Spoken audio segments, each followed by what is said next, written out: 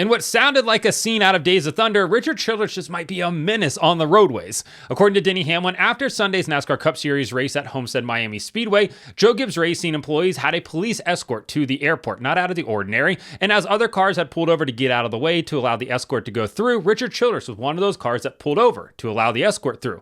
But one of the Joe Gibbs Racing employees in that line left too big of a gap, and RC decided that he was going to fill that gap and he was going to join the escort here. The Joe Gibbs Racing employee was like, "Hey man, you don't belong here," pulled up alongside of him, and that's when RC decided to go all Austin Dillon at Richmond last year and just hang a left into the Joe Gibbs Racing rental car there and actually did a lot of damage. As you can see right here, that's a new door. It's going to have to go to the body shop. That's substantial damage to the road car there, and then just proceeded to go on to the airport. But there's something about a Richard Childress driven vehicle, whether it's he or his grandson, and a Joe Gibbs Racing Toyota that just does not make them happy, and they got to hang a left into it.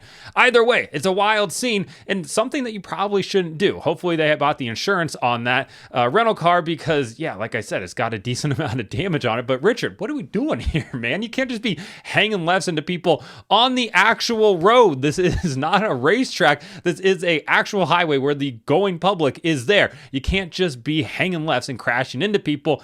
Either way, just adds to the lore of Richard Childress. Good or bad, it's a story.